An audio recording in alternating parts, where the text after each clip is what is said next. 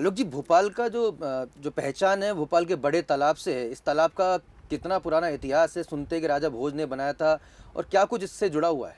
देखिए, राजा भोज परमार वंश के ही नहीं, इस भोपाल शहर के भी राजा थे। और भोपाल की जनता के कंठ गीले करने के लिए, प्यास बुझाने के लिए उन्होंने इतना बड़ा तालाब बनाया।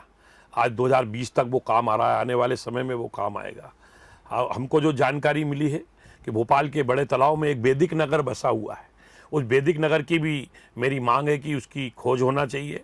इसके सैटेलाइट फ़ोटो भी हमारे पास है, जिसके अंदर बड़े बड़े मंदिर, बड़े बड़े घाट उसमें देखने को मिल रहे हैं।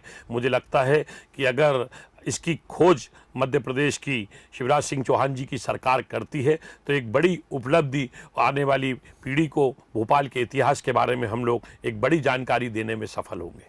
आलोक जी, लेकिन भोपाल का जो तालाब है वो एक बार पूरी तरह सूख भी गया था जब काफ़ी गर्मी पड़ी थी। उस समय तो इस तरह के कोई अवशेष दिखे नहीं। क्या उसके भीतर और कह रहे हैं आप, उसके नीचे जी हाँ थोड़ा? जी, जहाँ पे भोपाल में राजा भोज की जो प्रतिमा लगी है, जो बुर्ज है, बुर्ज के पास के ये सैटेलाइट फोटो हैं, जिसमें एक वैदिक नगर हमको दिखता है। इतिहास भी बताता है कि नीचे एक वैदिक नगर है। अगर वास्तविक रूप से इतिहासकारों को एक समिति बनाई जाए, एक कमेटी बनाई जाए और उनके माध्यम से अगर इसकी खोज की जाए तो एक बड़ी जानकारी हमारे देश में सामने आ सकती है और इसकी खोजबीन करना चाहिए। बड़ा खुलासा यहाँ पर हो रहे हैं। The lost city of Bhopal, अगर हम इसको कहें तो इसमें कोई अतिशयोक्ति नहीं होगी। और इसका खुलासा कोई और नहीं, भोपाल के प्रथम नागरिक रहे आलोक शर्मा जी कर रहे हैं, और कह रहे हैं कि सैटेलाइट इमेजेस उनके पास मौजूद है।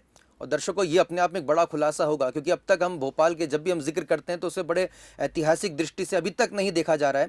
लेकिन आज जिस तरह से चर्चा हुई है उससे साफ है कि भोपाल का एक बड़ा इतिहास है, एक हज़ारों वर्ष पुराना इतिहास है, जिससे अब जानने की ज़रूरत है। उम्मीद करते हैं कि हमारी सरकार इस ओर ध्यान देगी और हमारे, न केवल हमारे देश को बल्कि संपूर्ण विश्व को भोपाल के ऐतिहासिकता का, उसके प्रागैतिहासिकता का मालूमात हासिल हो सकेगी। और ये बात हमें नहीं भूलनी चाहिए कि भोपाल के काफ़ी नज़दीक ही भीम बेटिका नाम का एक ऐसा स्थल है जो कि प्री हिस्टोरिकल एज का माना जाता है, और कहीं ना कहीं भोपाल भी उसके नज़दीक ही है। तो बहुत मुमकिन है कि भोपाल के, अगर जिस तरह से आलोक शर्मा जी यहाँ पर खुलासा कर रहे हैं, अगर थोड़ा इतिहास को खंगाला जाए, हमारे आर्कियोलॉजिस्ट इसमें जाएँ, तो बहुत बड़ा खुलासा हो सकता है।